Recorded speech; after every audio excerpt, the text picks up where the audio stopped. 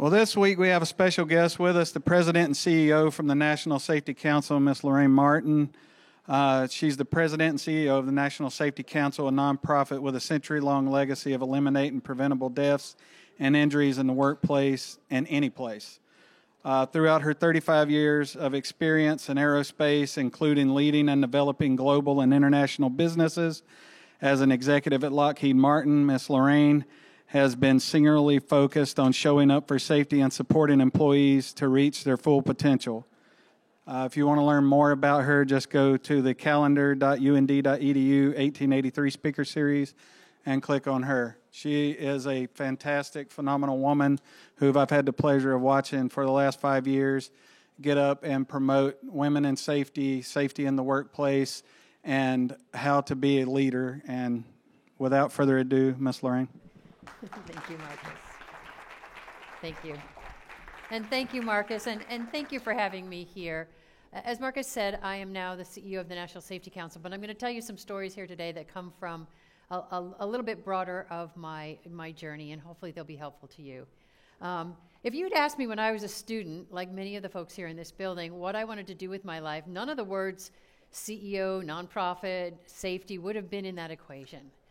I didn't expect to become a CEO. I never thought I'd really work for a nonprofit. I didn't really have anybody in my family who did. And I certainly didn't have any connection directly with the safety field.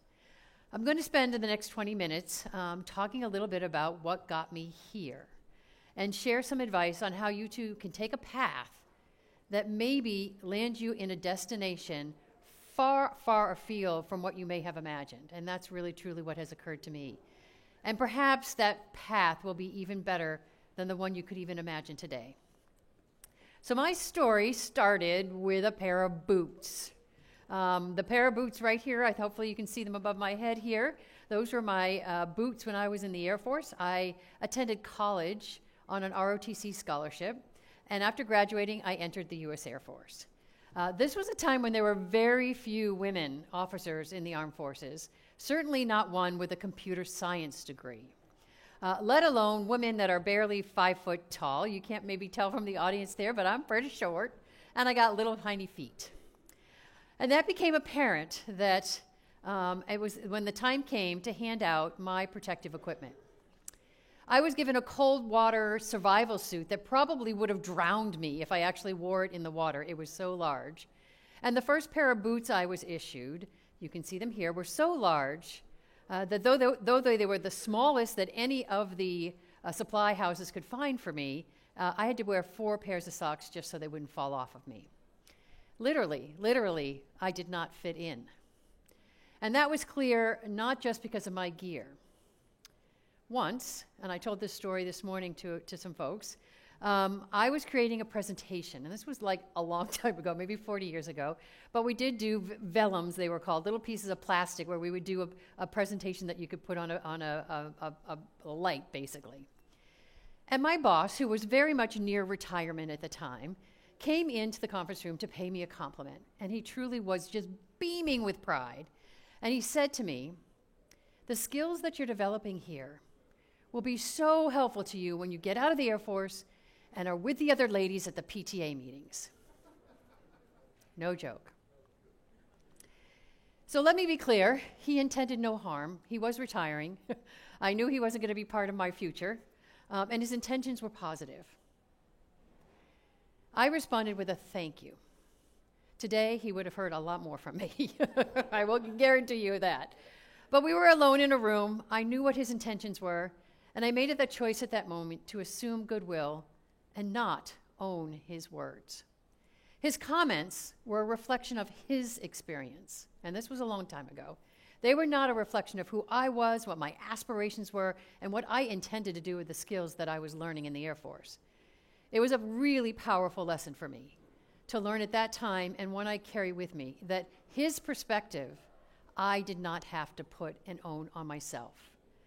As I worked through my career, I would often find myself the only woman in the room, in the Air Force, as an engineer, as a leader. And that early lesson, that I didn't have to carry the weight, the burden of others' biases, expectations of who I was going to be and what I could achieve, would end up being so powerful for me And I share that with you here because it's so important. There'll be silliness in your world of somebody who makes an assumption about you that's just not something you have to put on your shoulders and wear with you. A few years into the military, I moved into Lockheed Martin, which is an aerospace and defense firm, international company that does lots of technology and a significant amount of work with the U.S. Department of Defense. I began there a long time ago. It was back in 1988, and I was a manager for a variety of software programs because that's what my degree was. I was a computer engineer. That's who I was. After 30 years at Lockheed Martin, though, I will tell you that career took all kinds of twists and turns. My early days, I was doing things like computer security and expert systems. We didn't call them AI back then, but we called them expert systems. Then I was working on some radar programs that had a lot of software, and then eventually flight simulators to train pilots, which I got to see some of your amazing simulators here across the campus. But there was a big leap at some point where someone who was a sponsor of mine said, I think Lorraine can build airplanes. Gosh knows why this person thought I could build airplanes, but I had learned enough about leadership, about program management, about culture, about finding good talent, that I was asked to lead several different aircraft programs, the C-5 program, the C-130 program, and then in 2013, I was asked to be the vice president and general manager for the F-35 Lightning II fighter program, the largest defense program in aviation history. Anybody ever heard of the F-35? A few people? Yep. Incredible aircraft. You can see, I think, some pictures here. I can't see them up here of me with the aircraft, with some of the folks that fly it.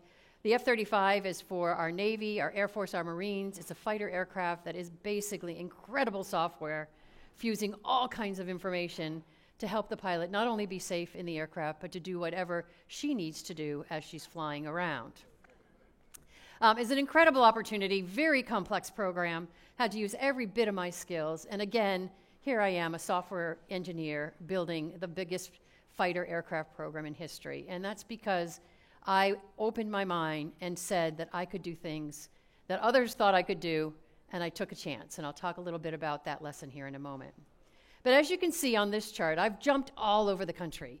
That's another thing that was really important to me to getting to the things that I wanted to do, was to be able to be flexible and move. Not everybody can do that. I could. And I had a new opportunity, a new challenge, new team, new culture, pretty much every 3 to 4 years, from California to Washington, Georgia, Florida, Texas, everywhere you can imagine. I was really fortunate that I was in an organization that gave me the opportunity to learn so much just about not only technology, but about life across our nation and about everyone that is in this beautiful country of ours.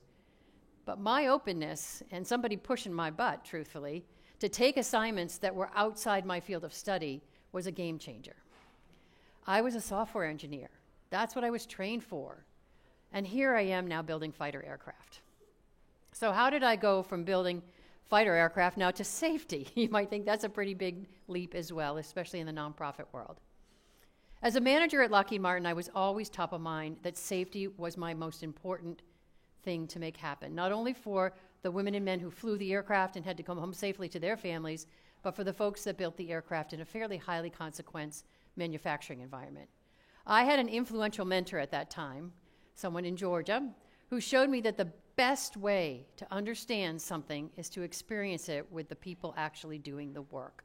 This was a really important lesson for me. Under his guidance, I got into fuel tanks inside the C-5, which is the wings.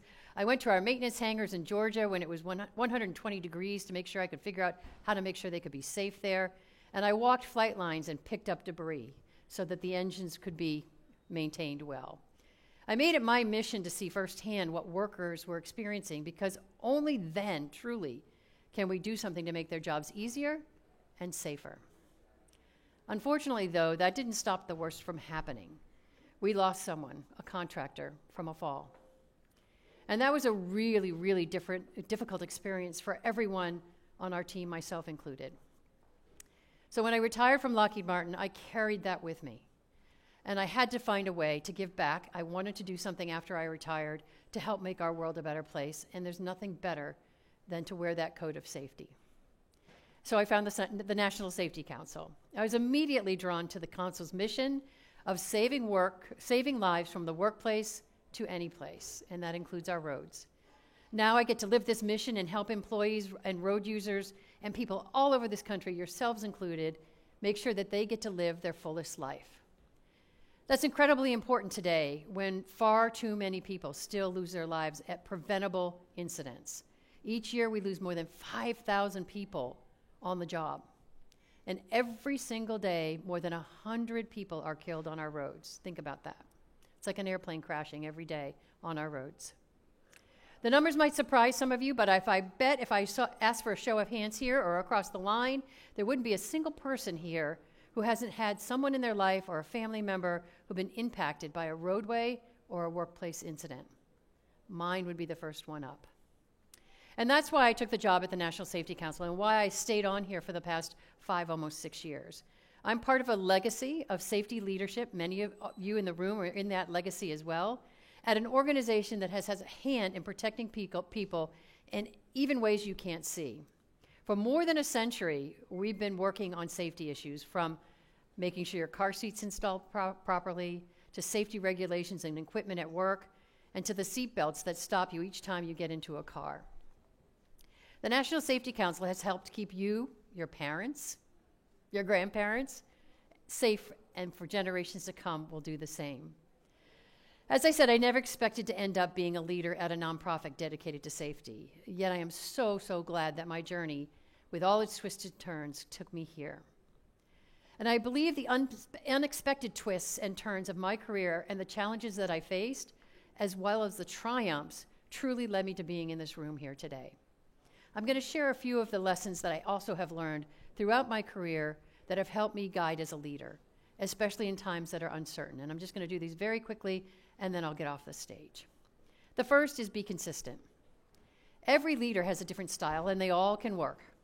But no matter your style, it's really important for your team to know how to interact with you. At the same time, everyone you interact with needs you to be a different person. They need you to be somewhat of a chameleon in how you lead.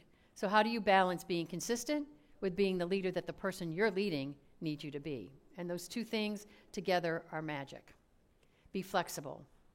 My degrees were in software engineering, yet I jumped into aviation and then safety head first, and has been such an amazing journey. But this is most really important due to leaders who challenged me. So listen to those leaders who are challenging you. They gave me an advice that I still use today. Every new job you take should make you feel like you're drowning. Because if you didn't feel like you're drowning, you're not learning. It's really, really important to listen to that and to take those risks and put your step forward into something that you're not sure you can do 100%, and you're going to figure it out. Following that advice has grown me to do some things I never imagined at all, and certainly if I hadn't, I wouldn't be on this stage here today. Then be a strong partner. Most progress in this world happens with a variety of people interacting together to make crazy important things happen. Learn to identify who your customers, coworkers are, and how you can help them succeed. Being a good partner, listening to others, is truly a leadership gold tool that you need to have in your kit bag. And remember that diversities of voices and experiences truly can make a team stronger. Don't be afraid of those voices that don't agree with you, and make sure you're listening to them and finding ways for you all to work together. One of the tools that really was helpful to me, especially when I had a difficult customer or a difficult employee, was to assume good intent. The minute you assume the person across from you, even if you're in hand-to-hand dialogue and debate about something so passionate, if you assume they have goodwill, again, magic can happen. There are very few people that are evil in this world. Finding why somebody is motivated to do what they do and say what they say is so important in order to make important things happen in a partnership. And also be present. Be you. Come with you to your workplace. Be authentic and make sure that you're bringing your voice. I mentioned a mentor who taught me this lesson about showing up, and I practiced it throughout my career. A couple of times it opened my eyes for some pretty big hazards when I needed to be present on the flight lines, in the operations that our teams had. And if I hadn't brought myself there, even though I was a little bit of a duck out of water, I wouldn't have seen what I needed to do to help my team be prepared. And finally, always be yourself. No matter what, bring your confidence to the challenge at hand. And I would say the most important thing is to make sure when you bring that confidence, you stand with your 2 feet on your ground, that you do it with humility. And those two things may sound like they don't go together. I will tell you, confidence and humility in a leader is, again, one of the most important things to try to understand how to do and do right. You can't have just one of those. You've got to have them both. I don't know where your lives will take you, but I promise it won't necessarily be in what you think it is today. I encourage you all to embrace the left turns, face the challenges head on, and always, always keep people at the center of everything you're doing. Your coworkers, your friends, your family members, you have a great deal of impact on everyone in your life. So keeping those people at the center of it, whether they're your team or your family, is so important. It is mission central. It is the job. And I want to thank you for enabling me to be part of your journey here today. Thank you.